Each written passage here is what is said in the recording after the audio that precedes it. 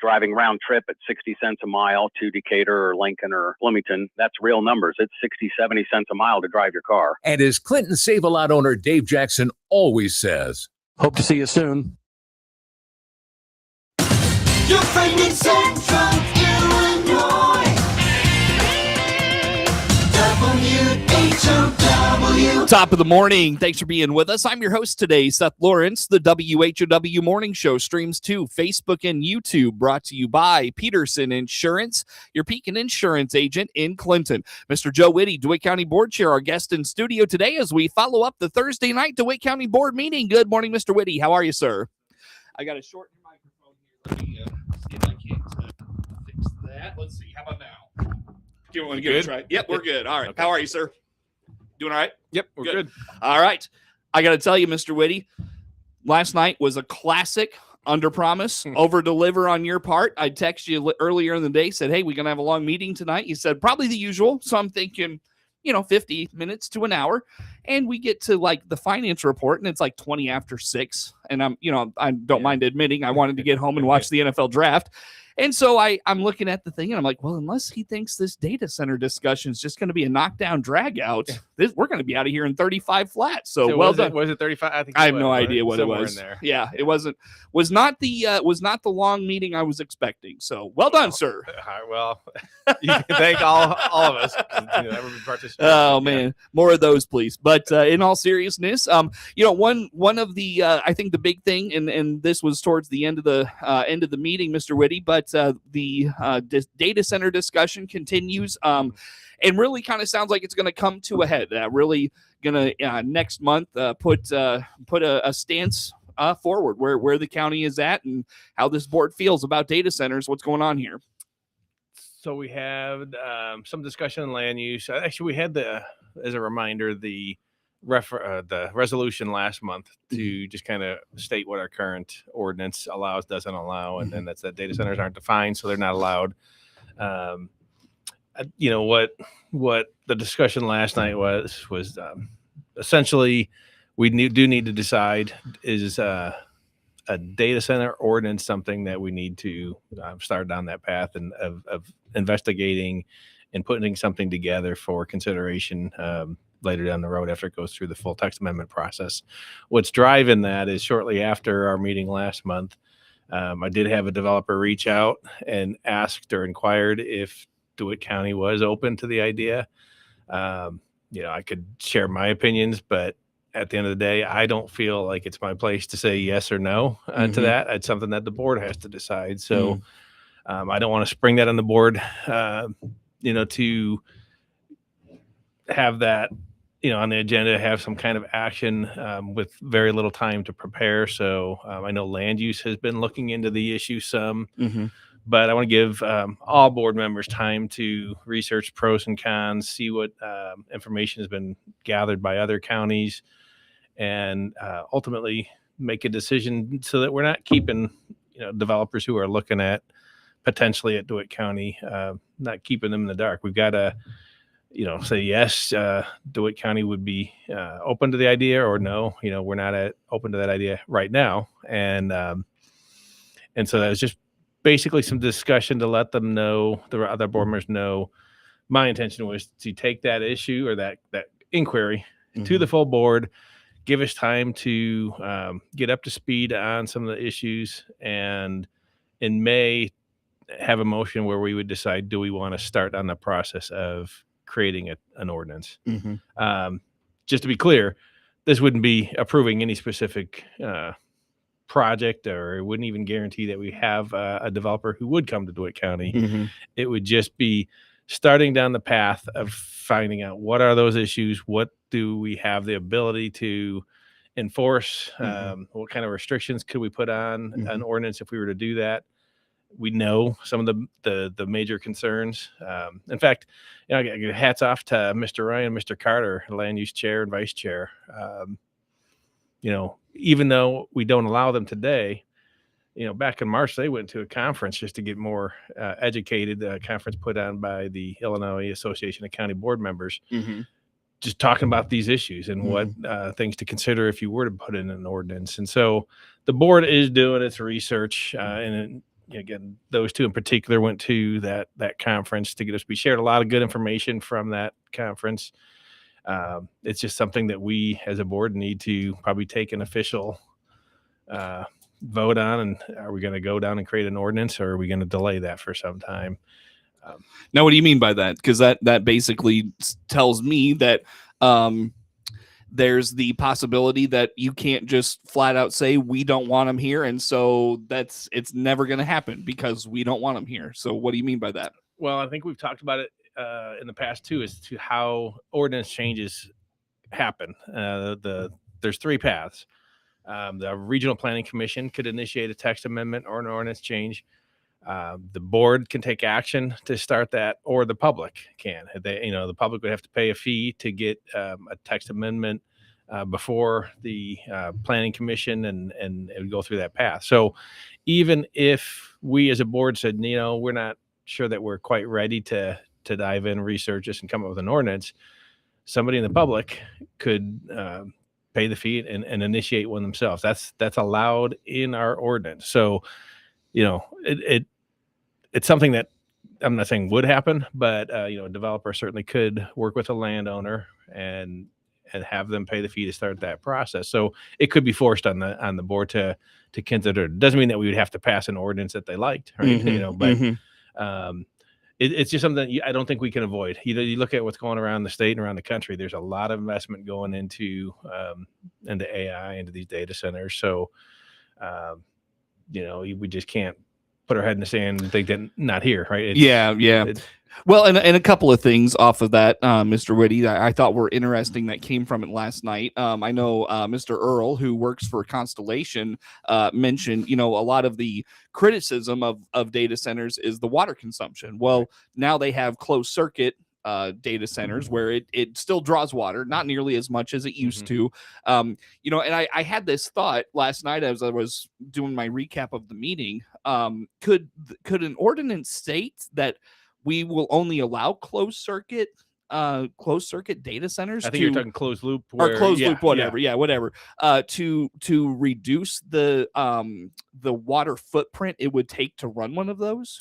So it's a great question, and I think it would be hard to pass an ordinance if we were to go down that path. It'd be hard to pass one that doesn't address some of those significant issues that have got the public concerned. Water consumption, I think, is at the forefront. Electricity costs is another. I think the other's noise, right? So there's a lot of those common concerns everywhere. These are being discussed. And that's where, again, hats off to Mr. Ryan, Mr. Carter. They brought back some great information from that conference, where it's what can you consider, what can you not consider. Closed loop systems, is that something that we could require? I think so. Well, to me, it feels like when we were doing the wind tower ordinances, and it was you have to have the ELS lighting, lighting system, like a requirement of that sort. If you're going to develop, you have to stay within these parameters, type of a thing. Agreed. Now you bring up the ADLS. We need an enforcement mechanism as well, right? Okay. Because those are still not functioning, even though they're required.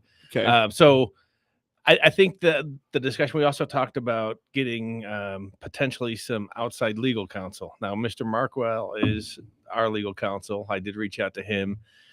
He's been researching these issues too, but it's, he's got another job that he's working full time to not try to get up to speed. So, is he open to the idea of us seeking outside legal counsel with some expertise in this area to kind of help guide us through? And if we were to create an ordinance, can we do it in a way that addresses these concerns, or at least puts up requirements that are, one, enforceable, two, that they're legal, they'll stand up to challenge, and three, addresses all of the major concerns that are brought out by the community. I would think that if we're going to go down that path, those are some non-negotiables, right? We've got to figure out how do we protect the water supply, even though that's not directly a zoning issue. Now, granted, I think Mr. Ferris brought up last night that the state has got some bills. That's where I was going to go next. So perfect. I think there is the Power Act. I think it's put forward primarily by Democrats. I think the one that he was referring to is Mr. Chapin Rose's proposal. Whether one or both kind of get merged in together, I don't know. But I think Chapin Rose's proposal would be not allowing any water drawn from the Mahomet Aquifer. So could we do that as a county? I don't know, especially if the state is really more looking at that. But I think we could certainly look at, getting detail, require that there's water usage reports, things like that, and whether we could require a closed loop system, not tapping the aquifer. Those are things that I think we'd have to run by legal counsel and see. Yeah. Well, I'll tell you what, there's a few other topics or a few other aspects of this I want to get to, but let's pause for a second, take a break, and come back with some more. Again, Mr. Joe Witte, DeWitt County Board Chair, our guest this morning. We follow up the Thursday night DeWitt County Board meeting. More to come to Mr. Witte on the WHOW Morning Show.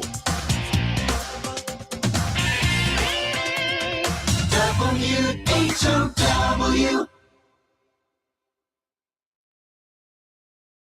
Let's check the opening numbers now at the Chicago Board of Trade on this Friday. I'm Jim Taylor, RFD Radio Network. A steady start with corn, beans, and Chicago wheat. May corn opening $4.56.5 up a penny. July corn up 1 1/4, $4.65, and December new crop $4.85 up 1 1/2. May beans starting today $11.61 1/4 up 1 1/2. July beans up 1 1/2, $11.76 1/4. November new crop $11.55 1/4 up 1/4. May Chicago wheat $6.10 1/2 down 1/4. May KC wheat $6.61 3/4 down a nickel. May bean meal $3.22.10 up $1.50. May bean oil $71.68 up 2 cents.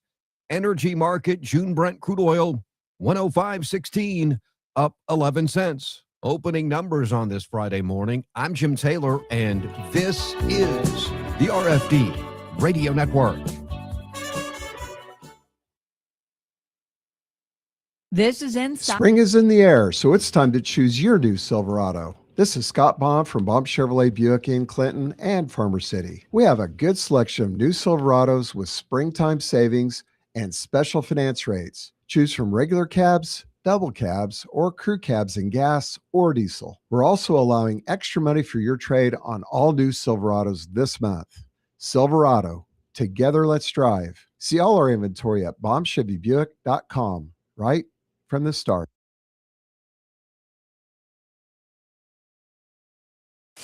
Your friend in Central Illinois, WHOW. Once again, a good morning. Thanks for being with us. I'm your host today, Seth Lawrence. The WHOW Morning Show streams to Facebook and YouTube, brought to you by Peterson Insurance, your Pekin Insurance agent in Clinton. Again, Mr. Joe Witte, DeWitt County Board Chair, is my guest in studio today. We follow up the Thursday night DeWitt County Board meeting, and like we said, Mr. Witte, at the top, probably in May, the decision from the board regarding data centers could potentially come to a head in terms of just putting an official stance out there. And I wonder about this, Mr. Witte, if the, and I think it was Mr. Ryan that mentioned this last night, that if all these counties in downstate Illinois are all going to collectively say no to data centers, we're not open to it, that sort of thing. I thought a really good point was made that if people continue to say no to these, the state could come in over the top with its own regulation, and that would not be out of character for Illinois, as we know. I don't know, your thoughts on that? Yeah, we're not there yet, but Sure. I think it's a valid point. I guess my thoughts on it right now, I think what's driving a lot of counties is, it's twofold. Yes, you get a lot of public feedback on these, and it seems that there's a lot of public opposition. On the flip side, those counties that have approved, what I think they're looking at is the revenue side. There's significant revenue and not a lot of jobs, more so than maybe what you'd get with the green energy projects. But if I don't think that the investment is going to slow down, there's going to be a lot of build outs of these in the next 5-10 years, and so. The state may step in at some point. How soon that would be? Right now, it seems like everything that is before, our our representatives at the state level, it's putting on restrictions and maybe some guardrails.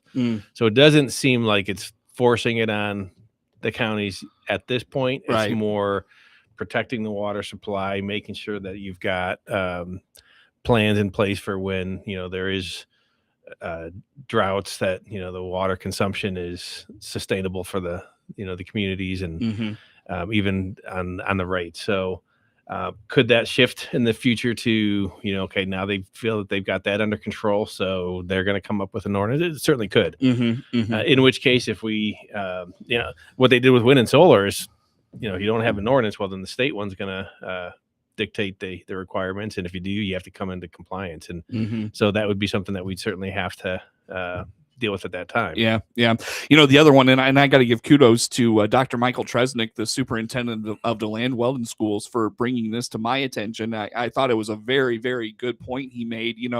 Watching, and we're going to bring up the Bears and their stadium, and it's like, well, what does that have to do with downstate Illinois and central Illinois? He brought up the point. If the legislature designates that new Bears stadium as a mega project, and this probably isn't imminent in the next even 3 to 4 years. This is probably a 5 to 10 year thing. But eventually, a mega project could be almost anything bigger than a certain dollar figure. And so, do companies that want to develop data centers in Illinois want a piece of that tax break and say, well, this is a mega project, I want that tax break? Does that make sense? It does, and unfortunately, that's something that they have to deal with at the state level. I know there was some opposition and feeling like that was fiscally irresponsible. It went through anyway. The build out. I find it hard to believe the state made it a fiscally irresponsible decision, Mr. Witte. Well, a couple $2 billion for the stadium, I think, or at least what the have state no would be idea. putting up. I have no idea. My understanding is the build out on some of these, maybe, I don't know, Sangamon County, it might have been $500 million, something like that. So it's not necessarily in the same level of investment, but I don't know. As $500 million is a big investment. It is, so absolutely. Yeah. So I don't know that I have a good answer for that, but it's something that obviously will have to be handled or dealt with at the state level. What I will say is, if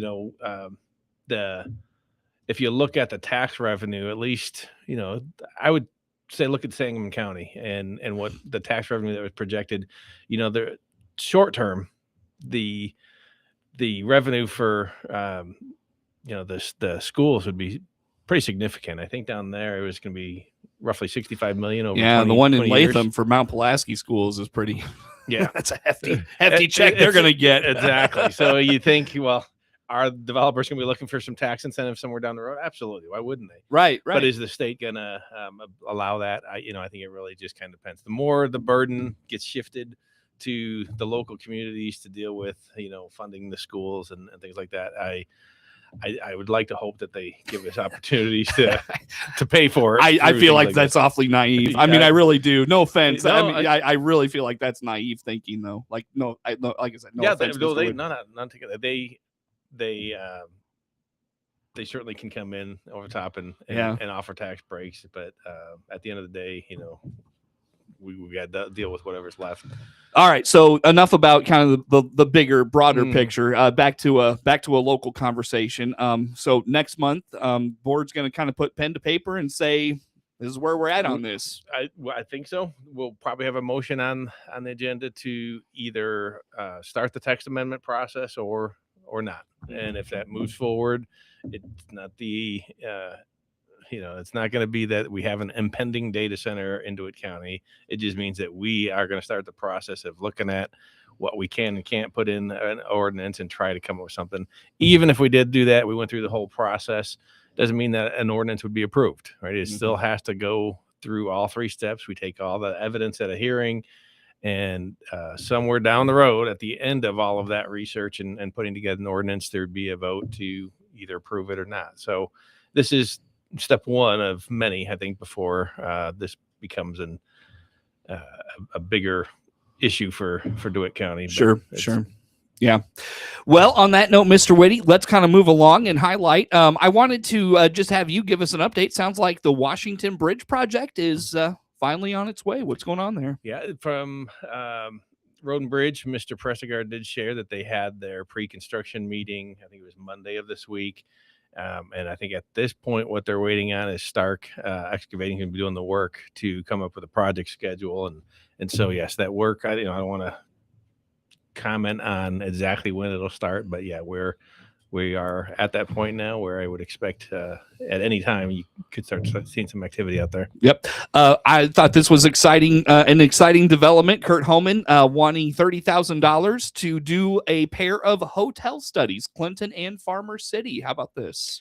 Yeah. So DC has been, obviously working hard to look at a lot of different things. And one of the things I know that I'm not sure how much Kurt has shared previously.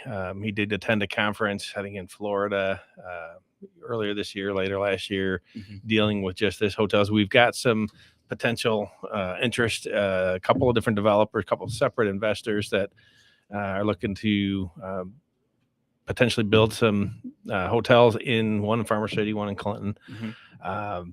Step one of that, though, is just making sure that we have a feasibility study. I think the investments, the banks are going to want to see that, the communities can sustain what would be proposed. So he's looking for DC to kind of drive those studies. I think part of the reason, county's going to help fund that. But if we allow DC to drive it, then it means that, if one of those were to fall through, they've still got the study that we could reach out to. I say DC can reach out to other potential developers. Sure. Well, Mr. Witte, always good conversation, my friend. Thanks for making time for us. DeWitt County Board Chair Joe Witte, our guest in studio.